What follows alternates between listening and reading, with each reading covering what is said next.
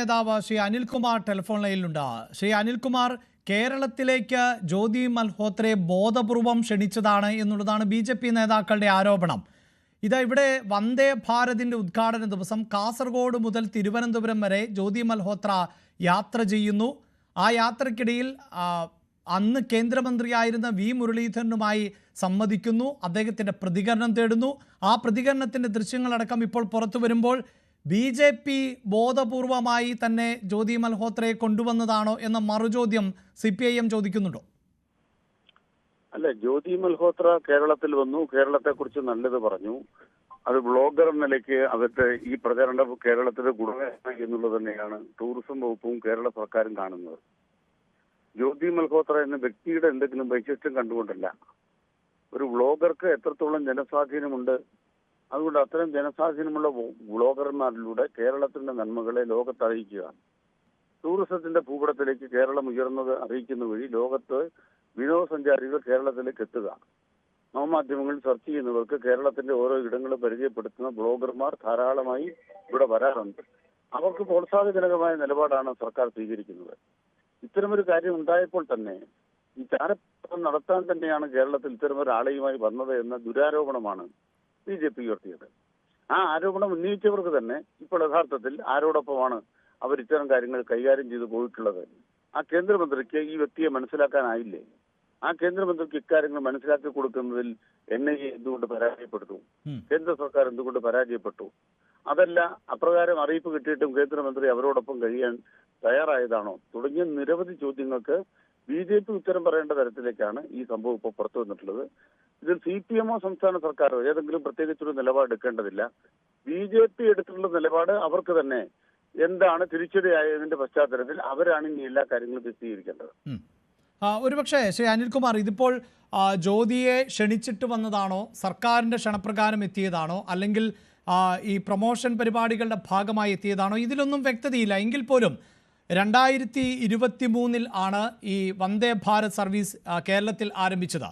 2024 ജനുവരിയിലാണല്ലോ കേരള സർക്കാർ ജ്യോതിയെ ഈ പ്രൊമോഷന്റെ ഭാഗമായി ഉൾപ്പെടുത്തിയിട്ടുള്ളത്. അപ്പോൾ അതിനു മുമ്പ് നടന്നിട്ടുള്ള ഒരു ചടങ്ങാണിത്. ഈ ചടങ്ങിൽ ഉൾപ്പെടെ ജ്യോതി മൽഹോത്ര പങ്കെടുക്കുമ്പോൾ അവർക്ക് തെറ്റായൊരു പശ്ചാത്തലം ഉണ്ടായിരുന്നുവെങ്കിൽ, അവർ സംശയത്തിൻ്റെ നിഴലിൽ ആയിരുന്നുവെങ്കിൽ, അത്രമേൽ VVIPകൾ പങ്കെടുത്ത ആ ചടങ്ങിൽ അങ്ങനെ ഒരു നിർദ്ദേശം ഉണ്ടാകേണ്ടതല്ലേ? അത്തരം വിവരങ്ങൾ ശേഖരിക്കുന്നതിൽ കേന്ദ്ര ഇന്റലിജൻസ് പരാജയപ്പെട്ടു എന്നല്ലേ അതിനർത്ഥം? നമ്മളെ സംബന്ധിച്ച് ജ്യോതി മൽഹോത്ര എപ്പോഴാണ് ചാരവൃത്തി നടത്തിയത്, ഏത് ഘട്ടത്തിലാണ് എന്നൊന്നും വ്യക്തമല്ല. അവർ കേരളത്തിൽ സഞ്ചരിക്കുകയും കേരളത്തെക്കുറിച്ച് നല്ലത് പറയുകയും ചെയ്തു. അത് സംസ്ഥാന സർക്കാർ പാനൽ ചെയ്തു എന്നൊക്കെ പറയുന്ന വസ്തുതാവിരുദ്ധമാണ്. നമ്മൾ ഇത്തരം കാര്യങ്ങൾ കൈകാര്യം ചെയ്യുന്നത് എങ്ങനെയെന്നും പരിശോധിക്കുന്നത് ശ്രദ്ധിക്കുന്നത് നന്നായിരിക്കും. ഇത്തരം കാര്യങ്ങൾ നമ്മൾ എപ്പോഴും കൈകാര്യം ചെയ്യുന്നത് ഈ മേഖലയിൽ ബന്ധപ്പെട്ടിട്ടുള്ള സ്ഥാപനങ്ങളുണ്ട്. ആ സ്ഥാപനങ്ങൾ ഇത്തരം ആളുകളെ പ്രചോദിപ്പിച്ചുകൊണ്ട് വരും. അത് കേരള ടൂറിസത്തിന്റെ പ്രൊമോഷന് വേണ്ടി ചുമതല ഏറ്റെടുത്ത കമ്പനികളായിരിക്കും, സ്ഥാപനങ്ങളായിരിക്കും. അവരിങ്ങനെ കൊണ്ട് ബ്ലോഗർമാരെ കൊണ്ടുവരും. അങ്ങനെയാണ്. അല്ലാണ്ട് സംസ്ഥാന സർക്കാർ ടെൻഡർ വിളിക്കുകയോ സംസ്ഥാന സർക്കാർ ആരെങ്കിലും ഏൽപ്പിക്കുകയോ ചെയ്തിട്ടല്ല ഈ ബ്ലോഗർമാരൊക്കെ വന്ന് ഈ ബ്ലോഗ് ചെയ്തിട്ട് പോകുന്നത്. അത്തരത്തിൽ കരുത വന്നു, അവർ പിന്നീട് ചാരവൃത്തിയിൽ പിടിക്കപ്പെട്ടു എന്നുള്ളത് യാഥാർത്ഥ്യമാണ്. ഇവിടെ തുറന്നു കാട്ടപ്പെടുന്നത് BJPയുടെ അവസരവാദമല്ല. അല്ല, ഞാൻ താങ്കളോട് ഇത് ചോദിക്കാൻ കാരണം ഈ കേന്ദ്ര ഏജൻസികളുടെ കണ്ടെത്തൽ എന്നത് 2023 മുതൽ പാകിസ്ഥാനുമായി ബന്ധമുണ്ട് ജ്യോതിക്ക് എന്നുള്ളതാണ്.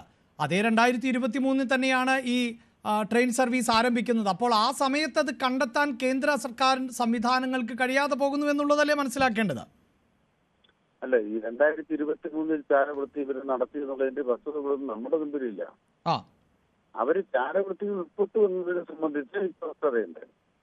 എന്താണ് അവർ ചെയ്തത്, എന്താണ് അവർ ചെയ്തത് തുടങ്ങിയ കാര്യങ്ങൾ വ്യക്തമാക്കാത്തോളം കാലം ആ ഒരു ആരോപണം അങ്ങോട്ട് ഉന്നയിക്കുന്നു ഇതല്ല.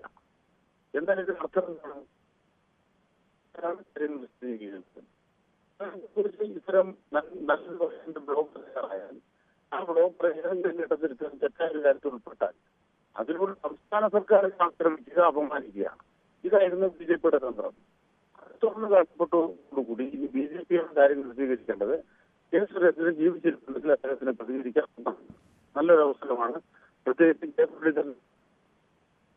യെസ്, താങ്കൾ യാത്രയിലാണ് എന്ന് തോന്നുന്നു.